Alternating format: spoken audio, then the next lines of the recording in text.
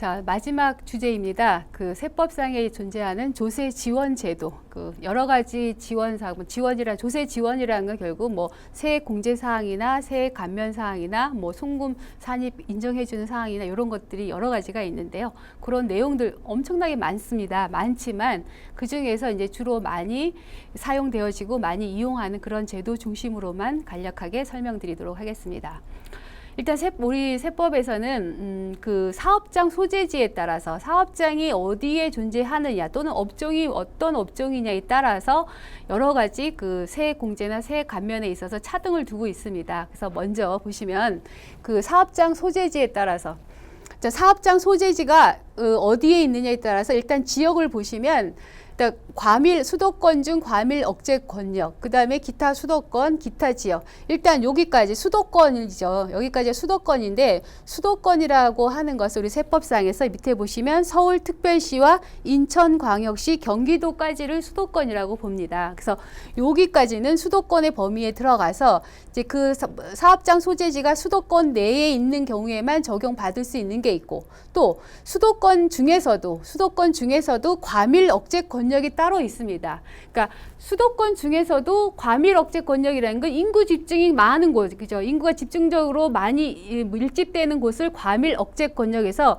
그 과밀 억제 권역이라는 거는 인구 집중을 막아야 된다. 그래서 좀 분산시킬 필요가 있는 지역이다라는 의미인데 과밀 억제 권역을 정해놓고 있습니다. 그래서 우리 세법에서는 주로 이제 조세 특례 제한법에 나오는 내용인데요. 조세 특례 제한법이라는 것은 조세에 관한 특례사항들 지금 말하는 세액 공제나 세액 감면이나 뭐 여러 가지 그 지원 제도들을 모아놓은 거야. 조세 특례에 관한 사항을 모아놔서 그와 관련된 뭐 제한되는 사항 또는 특례사항들을 이제 정해놓고 있는 법이 조세특례 제한법입니다. 주로 조세특례 제한법상에 있는 내용이었어서 보시면 이제 그 지역에 따라서 과밀 억제권역, 기타 이렇게 나눠서 자 먼저 창업 중소기업에 대한 감면 규정이 있는데요. 창업 중소기업 감면은 이제 중소기업을 창업했을 경우 또는 벤처 중소기업이라든지 이런 특정 업종, 특정 기업에 대해서 이제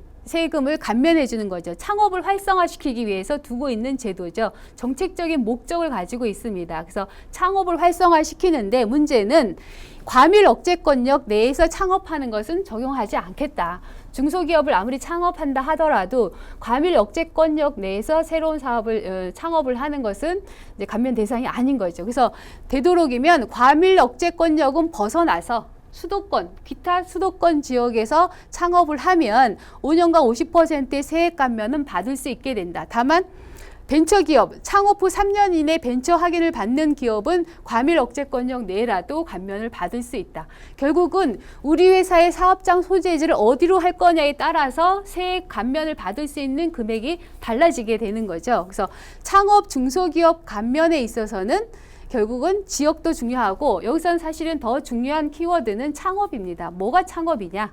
창업의 개념에 있어서 이제 우리가 보통 일반적으로 생각하는 창업하고 다른데요. 창업은 순수하게 새로운 사업을 새로 시작하는 것만 창업이다. 예를 들어서 내가 개인 사업을 하고 있다가 개인 사업을 폐업하고 법인으로 전환해서 그 개인 사업 하던 걸 똑같은 걸 다시 한다 하면 그건 창업으로 보지 않는다는 거죠.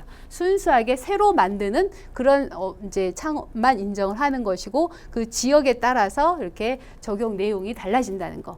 그 다음에 중소기업 특별세액 감면이라는 것이 있습니다. 이것은 중소기업 특별세액 감면은 말 그대로 중소기업이라는 이유만으로 해주는 겁니다. 다른 규제사항이 거의 없어요. 그래서 아마도 일반 기업들, 우리 비상장 법인이라든지 일반 기업들이 가장 많이 활용하는 그 감면 제도가 중소기업 특별세액 감면 규정일 겁니다. 그래서 중소기업 특별세액 감면은 매년 5 내지 30% 범위 내에서 세액 감면을 해주는데 중소기업 특별세액 감면의 경우에도 그 회사가 어디에 있느냐에 따라서 감면율이 달라지는 거죠. 예를 들면 소기업이다. 그 규모가 소기업이어서 업종이 의료업이나 도소매업이면 10%, 그 외에 뭐 제조업이라든지 그런 경우는 20%까지 받을 수 있어. 수도권 범위. 이거는 과밀 억제권역 여부를 따지지 않고 수도권 내이기만 하면 도소매업은 10%, 제조업 등은 20%까지 세액 감면을 받을 수 있고 그 외의 기타 지역, 수도권 외의 기타 지역이면 10%, 30%까지 세액 감면을 받을 수 있게 되죠. 그 다음에 이제 중기업에 해당이 되면 중기업은 아예 수도권 내에서는 감면 혜택을 주지 않습니다. 그리고 이제 다만 지식 기반 산업일 경우에는 10% 세액 감면 혜택을 주고 그 밖에 그죠? 기타 지역에 갔을 때 의료 도소매업은 5%, 나머지 제조업종은 15%까지 세액 감면을 해주죠. 그래서 가장 많이 활용하는 제도가 중소기업 특별세액 감면인데 이렇게 감면율이 달라진다는 거. 그 다음에 세액공제, 투자세액공제, 여러 가지 투자세액, 중소기업 투자세액공제, 뭐 생산성 향상시설 세액공제, 여러 가지 세액공제 사항들이 있는데 그런 것들은 기본적으로 수도권 내에서는 세액공제를 해주지 않습니다. 그래서 결국 수도권 내에 인구 분산, 그러니까 인구가 집중되는 것을 방지하기 위해서 이런 여러 가지 이제 제도를 두고 있는 거죠.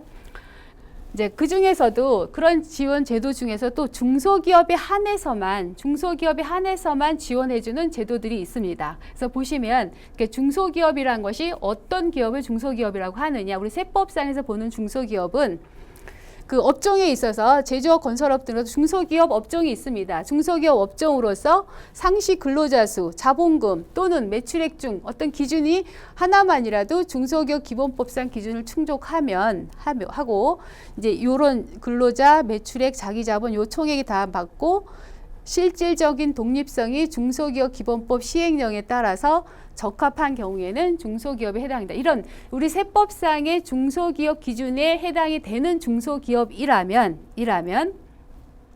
이와 같은 혜택을 받을 수가 있다는 것. 일반 기업에 비해서 대표적으로 세액 감면, 세액 공제 사항에 보시면 중소기업 투자 중소기업만 해준다는 거죠. 중소기업 투자세액 공제, 창업 중소벤처기업에 대한 세액 감면, 중소기업에 대한 특별세액 감면. 그 다음에 여기 수도권 과밀 억제권역 외 지역으로 이전 시 세액 감면. 이건 엄청나게 크죠. 수도권 과밀 억제권역 내에 있던 회사를 수도권 과밀 억제권역 밖으로 이전을 하면 그 이전한 것에 대해서 50% 내지 100% 이건 7년 동안 감면을 해줍니다. 상당히 커요, 감면액이. 그래서 이렇게 해서 그 과밀 억제권역 내에 있는 기업이나 그 사람 인구를 좀 더 그 수도권 그 외의 지역이나 뭐 지방으로 좀 더 분산시키기 위해서 세법상에서 이러한 규정들을 많이 두고 있는 거죠. 그래서 수도권 과밀 억제권역 외로 이전을 하게 되면 이렇게 엄청난 세액 감면을 받을 수 있음에도 불구하고 회사들이 그렇게 쉽게 옮기지를 못합니다. 그래서 왜 그런가 하고 저희 거래처에도 물어보면 이제 그 밖으로 나가서 세액 감면을 받는 거는 좋은데 문제는 그 인적 자원, 직원을 구할 수가 없다고 합니다. 그래서 결국은 그런 제도 혜택을 받고 싶어도 또 다른 그 문제점들이 생겨서 그러니까 받으면 좋은 줄 알면서도 그런 혜택을 누리지 못하는 경우도 있는데요. 그래서 그런 것까지 감안해서 제도를 만들면 좋겠지만 쉽지 않은 듯 하고요. 그 다음에 송금 산입 규정. 그 다음에 여기 기타 조세 지원에서 보면 최저한 세율 적용 우대로 해준다. 최저한 세율이라는 것은 우리 세법상의 세액 공제나 세액 감면 등 여러 가지 감면 공제 혜택이 있는데 그런 걸 아무리 받아도 최소한의 세금은 내야 된다. 어느 기업이든지 최소한의 세금은 내야 된다라고 해서 정해놓은 것이 최저한세입니다. 그래서 최저한세는 그 중소기업은 7%, 일반 기업들은 이제 10에서 17%인데 10에서 17%에 비해서 중소기업은 7%니까 상당히 낮은 최저한세율을 적용하는 거죠. 그만큼 중소기업에게 우대 혜택을 주는 거죠. 그리고 중소기업에서 이제 그 중소기업의 규모를 초과해서 졸업하게 되는 경우에도 유예 기간에 따라서 이렇게 최저한 세율이 달라지고요. 또 접대비 한도액 우대. 일반 기업들은 기본 접대비를 1년에 1,200만 원만 쓸 수 있지만 중소기업인 경우 1년에 1,800만 원까지 기본 한도액을 이제 사용할 수 있다는 거고요. 그 다음에 결손금 소급공제에 의한 환급이다. 자, 이것도 상당히 중요하죠. 결손금 소급공제라는 건 뭐냐면 우리가 당해년도에 사업을 했는데 이익보다 손실이 날 수도 있잖아요. 입금보다 손금이 더 크면 손실을 보는 거죠. 결손금이 발생하는 거예요. 그 결손금은 사실은 다음 연도로 넘어가서 다음 연도에 가서 소득이 발생하면 거기서 공제를 받는 거거든요. 우리가 그거를 결손금의 2월 공제라고 해요. 근데 이제 그게 원칙인데 만약에 중소기업이라면 당해년도에 발생한 결손금을 내년으로 넘기지 않고 전년도에 냈던 세금을 거슬러 올라가서 공제받으면 전년도에 이미 납부했던 세금을 지금 돌려받을 수 있다는 거죠. 그게 바로 결손금 소급 공제 제도예요. 중소기업의 입장에서는 이 결손금 소급 공제 제도를 잘만 활용하면 자금 부담을 좀 더 완화시킬 수가 있죠. 다만 중요한 것은 중소기업이라고 해서 다 해주는 것이 아니라 반드시 신청을 해야 된다. 결손금이라는 것이 워낙이 뒤로 넘어가서 2월에서 공제받는 게 원칙이고 소급해서 거슬러 올라가서 공제받는 건 예외에 해당이 되다 보니까 예외 사항을 충족하려면 반드시 우리는 소급 공제를 받겠다라고 신청을 하는 경우에만 해준다는 거. 그러니까 우리 회사가 중소기업이라면 이런 규정들이 있는 걸 잘 알고 있어야 해당 사항이 있을 때 신청을 해서 공제를 받죠. 법인세 과표 신고하고 나서 나중에 가서 우리 중소기업에서 소급공제 받을 수 있는데 몰랐다. 그래서 나중에 가서 돌려달라. 그 경정청구이죠. 나중에 가서 우리 소급공제 해달라고 경정청구 해봐야 그거는 경정청구 대상도 아니라는 거죠. 그래서 꼭 미리 알아둬서 결손금, 중소기업의 경우에는 결손금 소급공제도 받을 수 있더라. 이런 사항. 그 다음에 여기 대체 투자 뭐 이런 것들 법인세 분납기한도 아까 봤었죠. 일반 기업들은 1개월 이내지만 중소기업은 2개월 이내에 분납할 수 있다라는 규정도 있었죠. 그리고 또 하나 마지막으로 알아둬야 될 것이 정말 유용한 제도인데요.